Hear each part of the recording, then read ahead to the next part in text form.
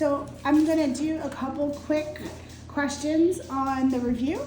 So number one, this is Chucky and Jellicoe were reviewing equations of a parabola. So first off, we want the parent equation. That's what you want to remember. The parent equation for a parabola is going to be y equals x squared. Okay? When we want to add our transformations, we want to add a, h, and k into that mix. So instead of y equals x squared, you now have y equals a times x minus h squared plus k. So this is our formula or our form that we really want to try to mimic or mirror. So in A, they give us a vertex of -4, 3. Well, we know that our vertex is hk. So we're just going to plug that in. Y equals a times x minus -4 plus 3. And minus -4 is going to turn into a positive. Now, they give us no other points in this. Because they give us no other points in this, we are going to assume that a equals 1. So our equation for this parabola is going to be 1 times x plus 4 squared, this should be squared here, plus 3. That's part A.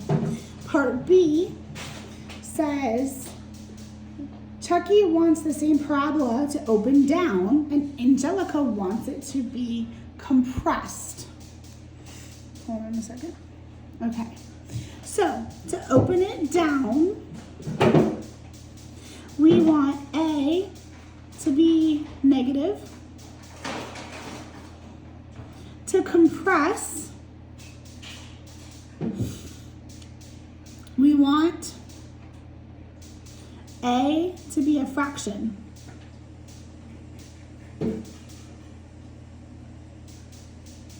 Right? Think of compression as like a marshmallow. When you squish a marshmallow, it gets fatter. That's what happens when you compress. Okay? So, you guys could have made this anything. I like numbers that are easy, okay? And so I just chose 1/2. 1/2 is a very easy fraction. So y equals -1/2, and then the rest of the parabola is the same. X plus 4 squared plus 3. This A will make it go down, and we'll make it compress.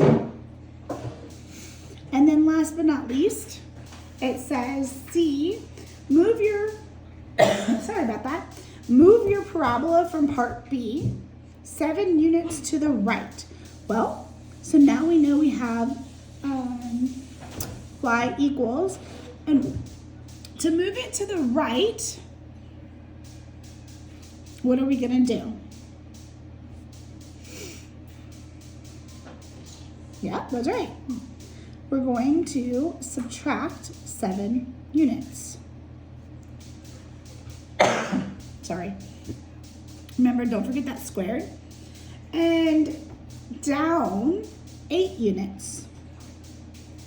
So we currently have plus 3. And we're going to subtract 8 from that. And stretch it vertically so that it's thinner. Okay? This made it compress. If I want it stretched vertically, it's got to be, A has to be greater.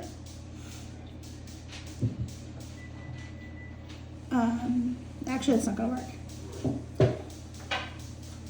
Yeah, that'll work. When I said it was a fraction here, I want to go back to that. I want to do a little clarification, so I apologize. When I said it was a fraction right here that compressed it,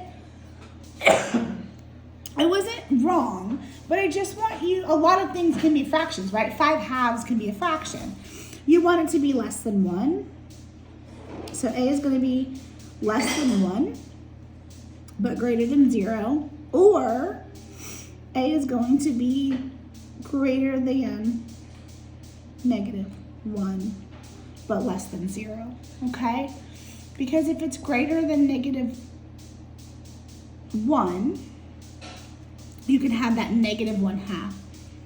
So here, we want A to be greater than 1 or less than negative 1.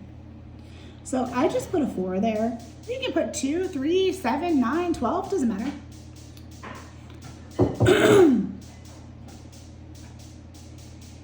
And then we're just going to reduce. So you want to reduce this and reduce this. And it's going to give you y equals negative 4, x minus 3 squared. Minus. Oh, I just almost put minus 8, minus 5. Okay, so that kind of explains number 1. And let's see, does it ask for anything else for number 1? Sarah, can you give me water, please? Sorry for coughing in your ear.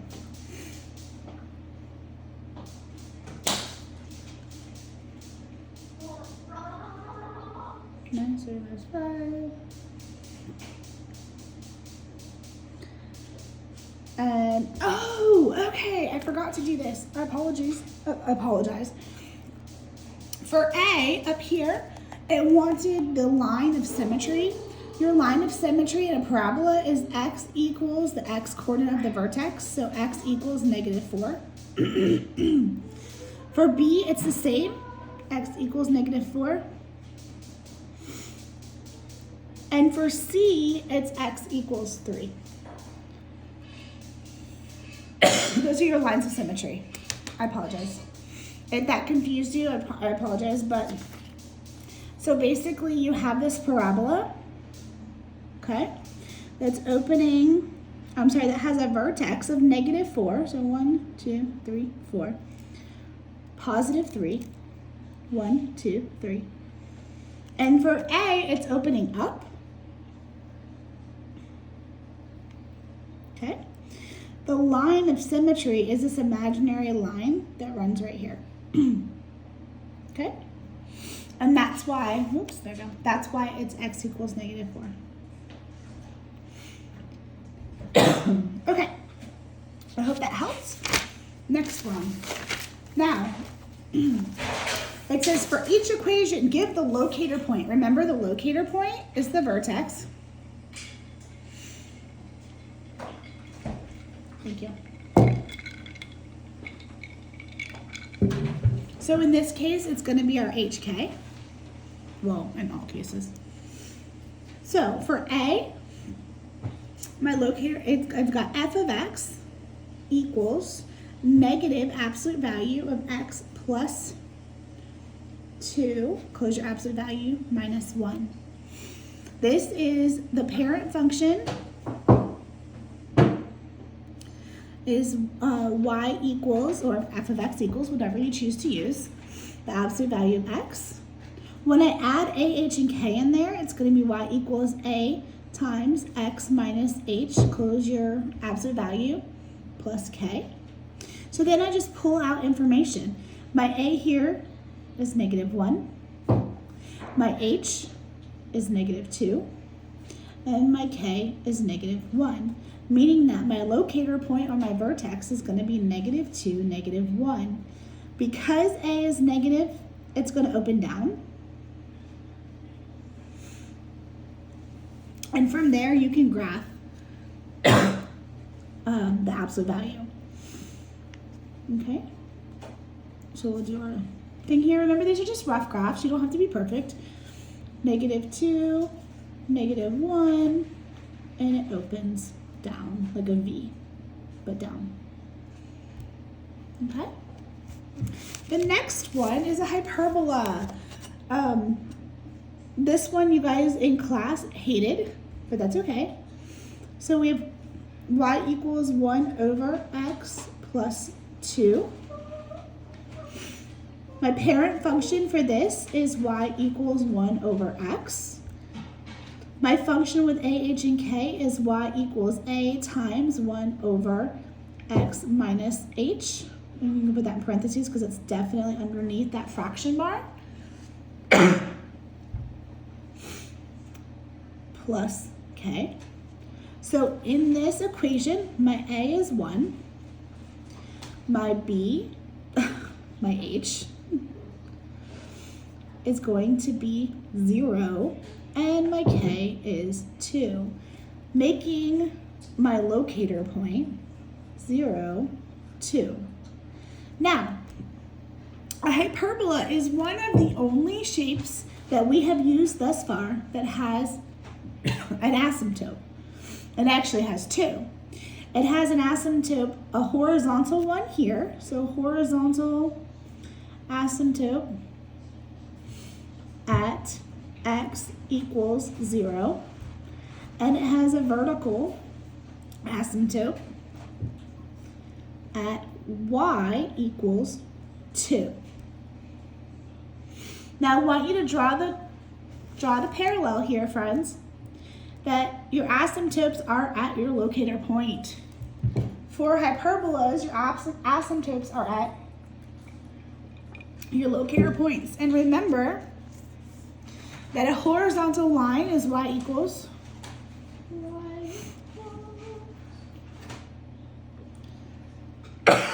and your vertical line is x equals, I just actually wrote this backwards.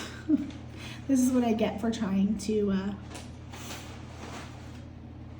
do too much. I'm doing too much, friends. I'm doing too much. So let me restate that. This should be your vertical asymptote is at 0, and your horizontal asymptote is at y equals 2. Let me say that, but I'm going to graph it for you. Okay, so again, I apologize for saying it wrong. Okay, so we're going to graph this first. So let's do our asymptotes. I have a vertical asymptote at 0, so you can't really tell. Actually, here, let me grab a different color.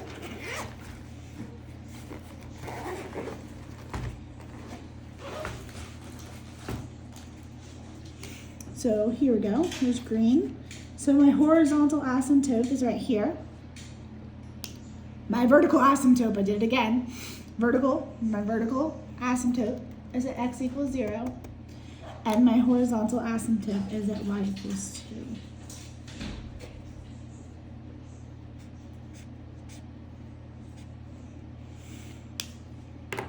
Why are these important?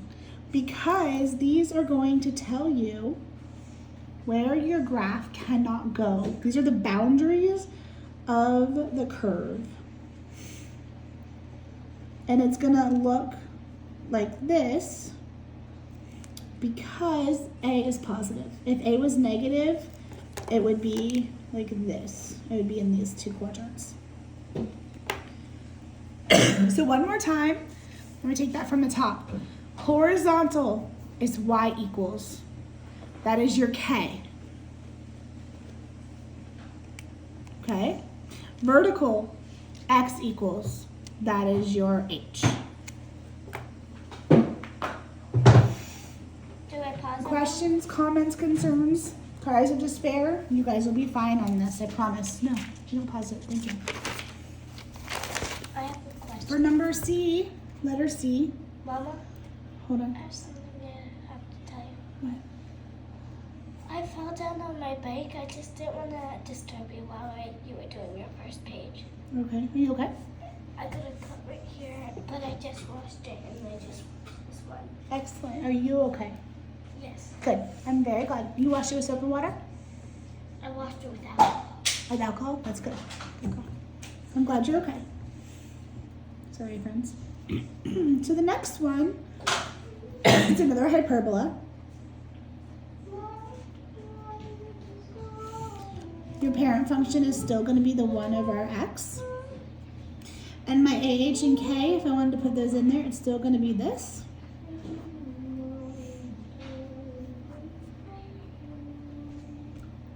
So my A for this one is 1. My h for this is -5. My k is -2. All right. Let's graph this.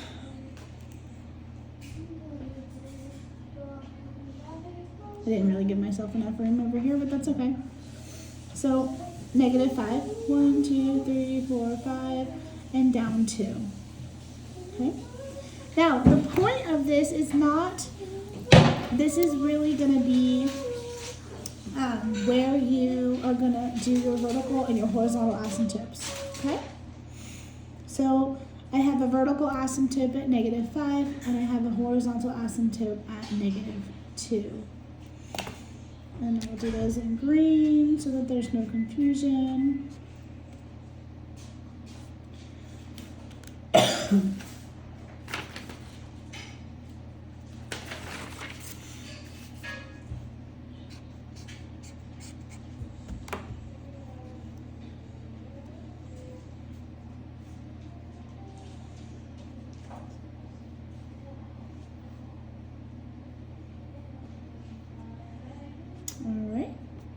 And remember, so our A here is 1, and that's going to mean that it's going to be here and here, your graph bounds. And last but not least, we have D, which is y equals -x cubed plus 5. Guys, this is a cubic function. The parent function for this is y equals x cubed. If I wanted to add a, h, and k, we'd have y equals a times x minus h cubed plus k. Because there is no number with the x, my h is going to be 0. Because we do have a k out here, it's going to be 5. But this one gives me an a of -1, and I'll go into more about what that does in just a second. Let's find our locator point, or our vertex on this one. This is a point of starting, if you will. So we have 0, and then we go up 5. 1, 2, 3, 4, 5. Okay. Now, a normal cubic function, a parent cubic function, is going to go like this. Reading the graph left to right, it's going to go from negative to positive. You see that direction that I'm drawing it? So it's going to go from the negative to the positive. Negative to positive. Because A is 1, it's going to go from this locator point from the negative, from the positive to the negative.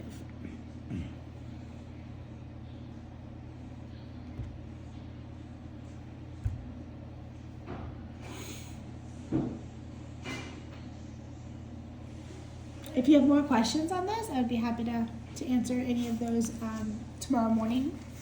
I'll be at school at, let's say, 7:45.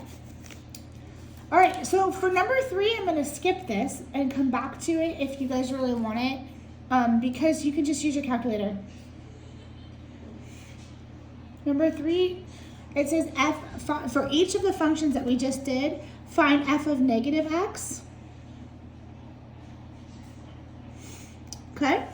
All you have to do is put in -x. So f of x equals negative, because that was the first function. Absolute value, -x plus 2. Close your absolute value. Minus 1. For b, it is f of x equals 1 over -x plus 2. For c, you guys see? There you go. Okay. It's going to be f of x equals, well, it should be -x here, sorry. 1 over -x minus plus 5. You can put that in double parentheses if you want to. Minus 2 on that outside. And for d, it's going to, f of -x is going to equal negative x cubed plus 5. Graph these in your calculator. Graph. Using that graphing technology. All right. Hope you guys aren't sick and coughing. The next one, we've got a grasshopper. And we know the grasshopper is trying to jump as high and as far as she can. So we have this. We have this. I probably should have started it down here. That's okay. Okay. She's going to start at 0, 0, and she's going to go to 0. I'm sorry, because she jumps 28 feet. 1, 2, 3.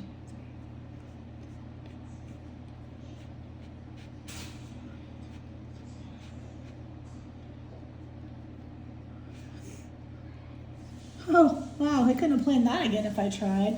There's 28 feet. Now, of course, I should have started it somewhere down here, and I didn't, because she also jumps 20 feet high. So she jumps 28 feet long. She jumps 20 feet high. This is just like the bunny jumping over the fence problem that we did in class. So I have 1, 2, 3, 4, 5, 6, 7, 8, 9. So we'll just do 5. 1, 2, 3, 4, 5. And it's just, we'll scale that. So this is 4, 8, 12, 16, 20. Okay?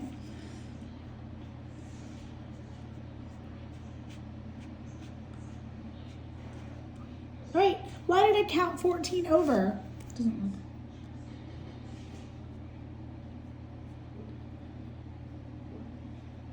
Oh, I should have one more. Why did I count 14 over, friends? That's right, because that's halfway. Because this is 0, so this is 0, 0.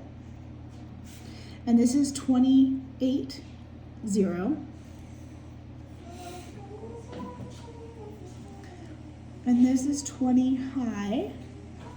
So my parabola is going to look like this. Okay? With my vertex being 14, 20. I have everything I need to find the equation. I know it's a parabola, so I know it's going to be y equals a times x minus h squared plus k. I have hk. So now I know it's going to be y equals a times x minus 14 squared plus 20. Now I need to solve for a. I can either use 0, 0, or I can use 28, 0. Well, I would prefer to use 0, 0 because it makes my life a little easier. 0 equals a times 0 minus 14 squared plus 20. I'm going to subtract 20 from both sides. Negative 20 equals a times negative 14 squared. Negative 20 equals a times 196. I'm going to divide by 196 to both sides. Your a is going to equal negative 5/49. I just used my calculator for this. I just happen to know it because I've done it a couple times today helping people. Now I can take that a and I can plug it right back in to here, to this one. So it's going to be y equals negative 5/49 times x minus 14 squared plus 20. This is the path that she jumped. This is the graph.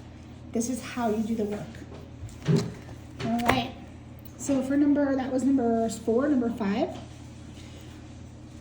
Find the equation. Guys, remember that the equation for an exponential is y equals abx. You can solve this one of two ways. The first way is you remember that if I solve them both for a equals y over bx, and a equals y over bx. If a equals a, then y over bx equals y over bx. And I have the points 299 and 68019. So let's see here, 8019 over b to the 6th power equals 99 over b squared. I have a fraction equaling a fraction. I'm going to cross multiply. B squared times 8019 equals b to the 6th times 99.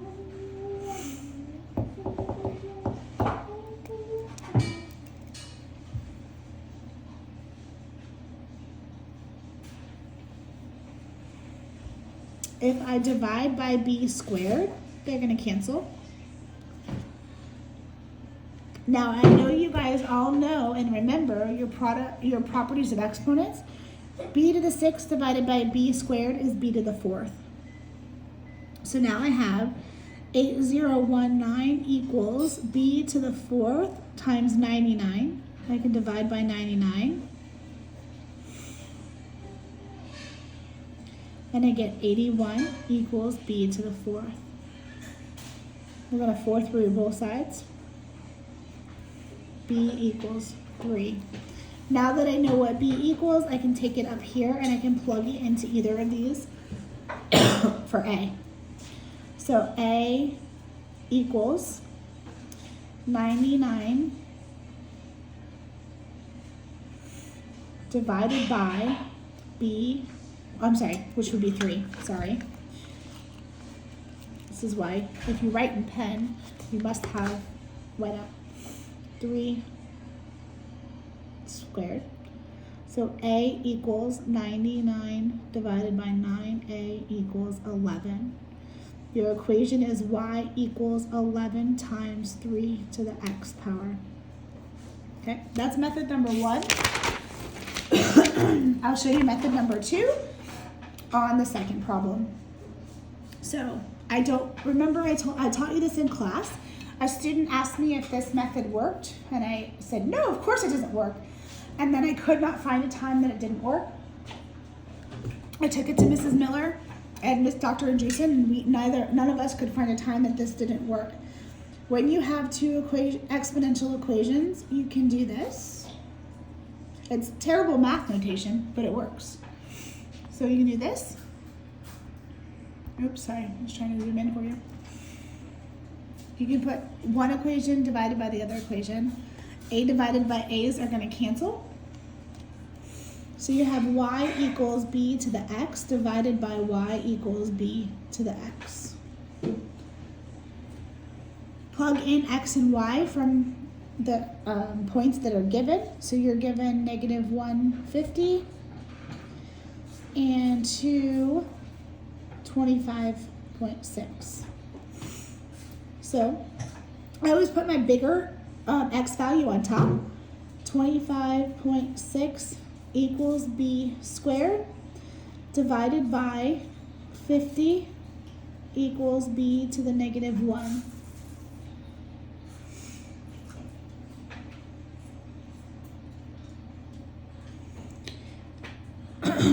When you divide this out,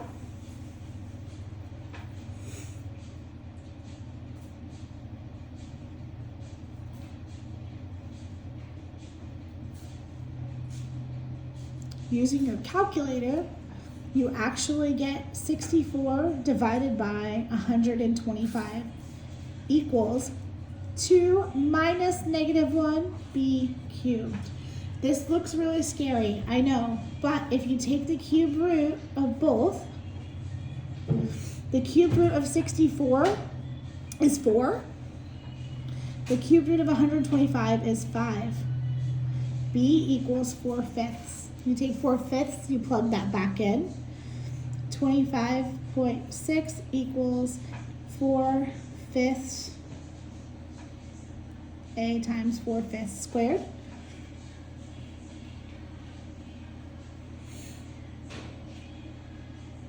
Some of you guys used 0.8. That'll work too. You're using a calculator. So you have 25.6 equals a times 16 over 25. Multiply by the reciprocal to cancel those.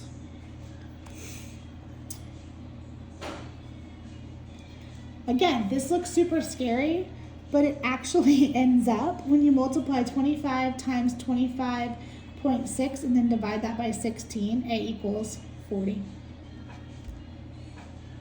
So your equation is going to be y equals 40 times 4 over 5 to the x power. This is also 0.8.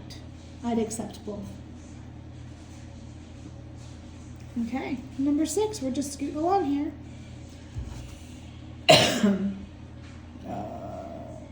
All right.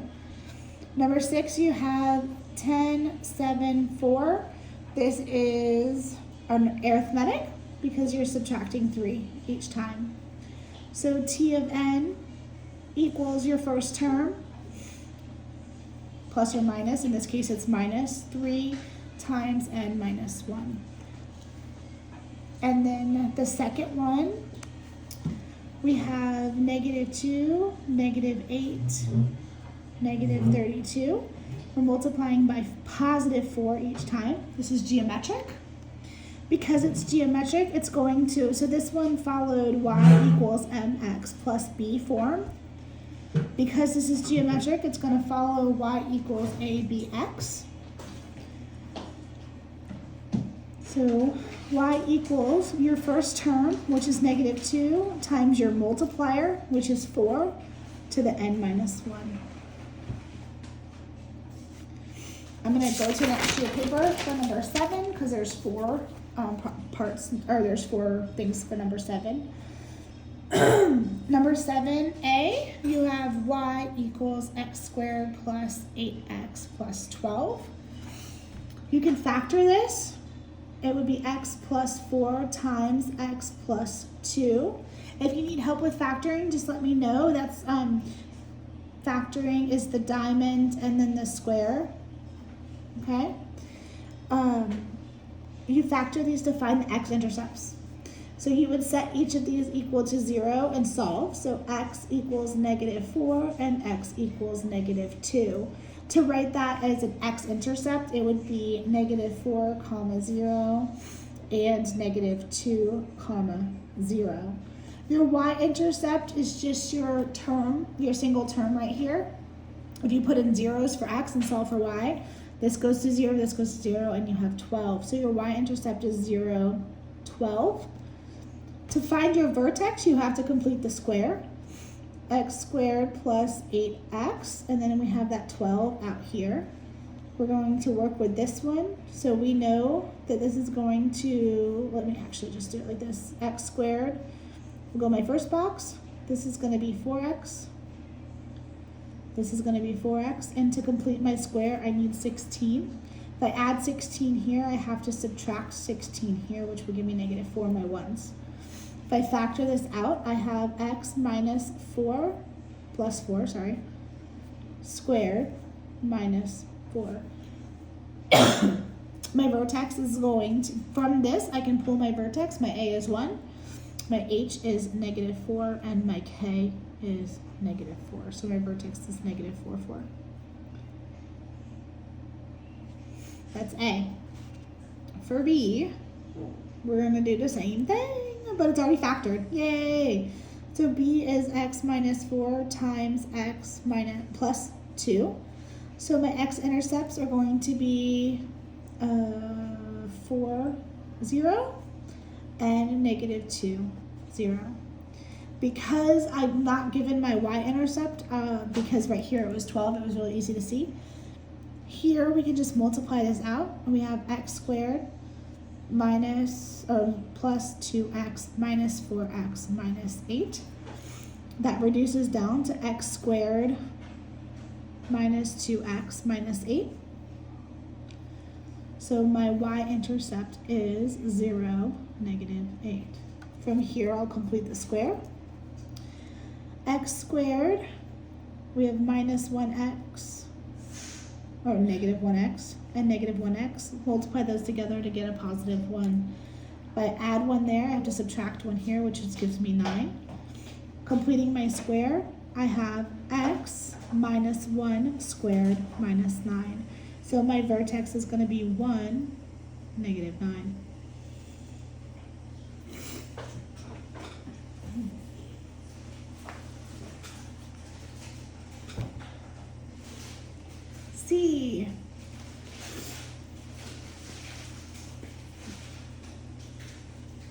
C, we have x squared minus 6x minus 9. So, ladies and gentlemen, this one looks like it factors really easily, but it doesn't. So the easiest thing for you to do on this one is to complete the square first. This is not factor easy. If this was plus 9, it would factor very easily, but it doesn't. It's tricky. So let's complete the square. We have x squared minus 3x minus 3x. Negative 3 times negative 3 is positive 9. If you add 9 there, then you will subtract 9 here, giving you negative 18 for your ones. So completing the square is going to be x minus 3 squared minus 18. To solve for your x-intercepts here, you're just going to set this equal to 0. Remember, we completed the square, so we can actually find the vertex. My vertex here is going to be 3, negative 18. My y-intercept is very clear, so I can actually do that one too. My y-intercept is going to be 0, negative 9. And let's just get my x-intercepts, okay? So I'm going to add 18 to both sides. And so now I have 18 equals x minus 3 squared. I'm going to square root both sides. So I have x minus 3 equals plus or minus square root of 18. Just leave that square root of 18. You do not have to put that in Yuki decimal form. And then add 3 to both sides. These are 2. Because it's plus or minus, it actually gives you 2. So your x-intercepts are 3 plus or minus the square root of 18, comma 0. That gives you 2. For D, same thing. D, you're going to want to complete the square and solve. So you have x squared plus 5x plus 1. Super easy y-intercept. So your y-intercept is going to be 0, 1. Kind of pull out the easy when you can. Completing the square, this is going to give you x squared. And remember, you're going to split that 5. So we have 2.5x and 2.5x. 2.5 times 2.5 is 6.25. Don't let these decimals scare you. It's the same process. If I add it here, I have to subtract it here. So my completed the square is going to be completed square. It's going to be y equals x plus 2.5 squared minus 5.75. I'm sorry, 5.25.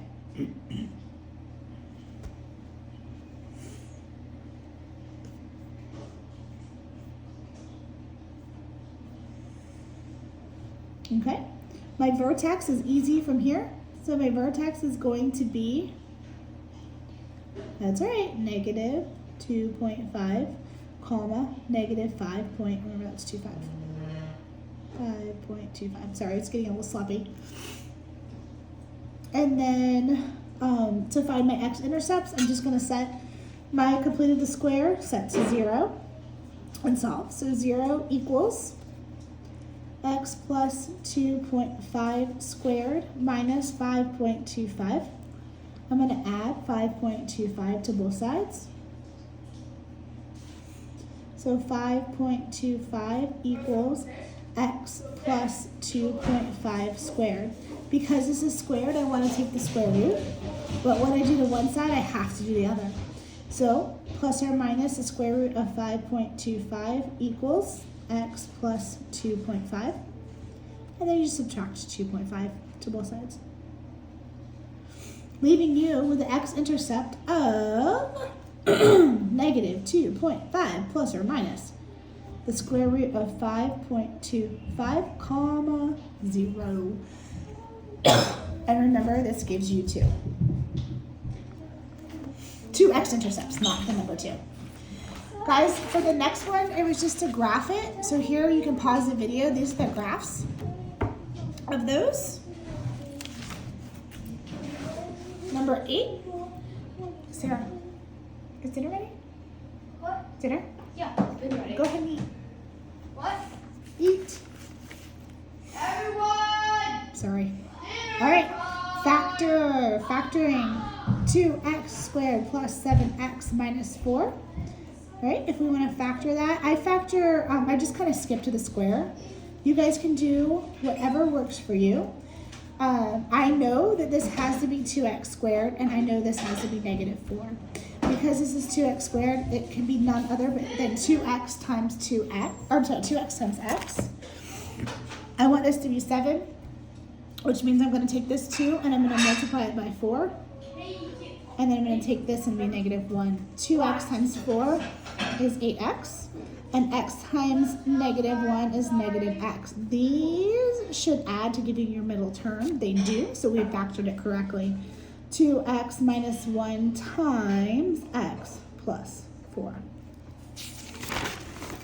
The second one, we have 8x squared plus 24x plus 10. Same thing, friends. I go to the square first. You don't have to. These are just shortcuts because you guys have been doing this since 8th grade. I know that I want 8x squared here and 10 here. 8x squared can either be 8 and 1 or 4 and 2. I'm going to try 4x and 2x. Generally speaking, you're going to want smaller numbers. The 8 and the 1 are usually the ones used first. So 4x times 2x is 8x squared. And then now this is 24, 10 is 5 and 2. So 4 times 5 is 20x. And if this is 2x times this is 4x. Does this add to 24? It absolutely does, so we did it correctly. And we have 4x plus 2 times 2x plus 5. Number 9. Number 9 says dinner at David's cost $8.95 today and has been increasing at an average of 7%. So this is exponential. $8.95 times 1.07 to the x power. If x equals 10, that's the amount of years. Remember, x is time. You're just going to plug that 10 in and use your calculator. For A, it's going to be 17.61. And for B, it says 10 years ago. So you're actually going to make x negative 10. So plug that in, and it's going to be approximately $4.55. Almost there, guys. Hang in there. Number 10. Number 10, you're given g of x equals x plus 1 squared. You're going to plug 5 in for x because they want g of 5. So g of 5 is going to be 5 plus 1 squared. 6 squared equals 36. Letter B is going to be g of 2m plus 4. Guys, we replaced x with this 2m plus 4. So now we have 2m plus 4 for x, but plus 1 quantity squared. This used to be x, now it's 2m plus 4. We're going to reduce 2m plus 4 to 2m plus 5, because 4 plus 1 is 5, and square that. That is 2m plus 5 times 2m plus 5. Multiply this out however your heart desires. I have 4m squared plus 20m plus 25. Last but not least, we are not plugging in, we are setting equal to. So it says what happens when g of x has to equal 9. So now I have I have x plus 1 squared equals 9. Now, you might go, oh, Miss Gormson, I really don't know what to do here. You do know what to do here. This is squared. How do we get rid of a square? Yep, you're right. We're going to square root both sides. So I have x plus 1 equals plus or minus 3. I'm going to solve that twice. X plus 1 equals positive 3. X plus 1 equals negative 3. So x equals 2. and x equals -4. Last but not least, last problem. We have 4 minus 2 times x plus y equals 9. And we want to solve for y. We want to get y by itself. We're going to distribute this -2 to both. Actually, you could do that, but I'm not going to. So cancel that. I am going to subtract 4 for both sides. So now I have -2 times x plus y equals 5. And now I'm going to divide by -2 to both sides. So I have x plus y, because that frees up that x plus y, equals -5 halves. And then I'm going to subtract x. Y equals -x minus 5 halves. You could have distributed if you wanted to, but you didn't have to. For B, we have x equals 2 times y plus -1 squared plus 2. We're working PEMDAS backwards, so we're going to subtract 2 from both sides. X minus 2 equals 2 times y minus 1 quantity squared. Divide by 2. X minus 2 divided by 2 equals y minus 1 quantity squared. Don't let that squared scare you. We're just going to square root both sides. It looks yucky, but this is completely mathematically correct. Just leave it like that. I know it looks yucky, but it's correct. And then we're going to add 1 to both sides. So we have, and this is plus or minus the square root of x minus 2 over 2 plus 1 equals y. Ladies and gentlemen, you have hung in for the long haul. Questions, comments, or concerns, email me or come see me in the morning. Hugs and love. Bye.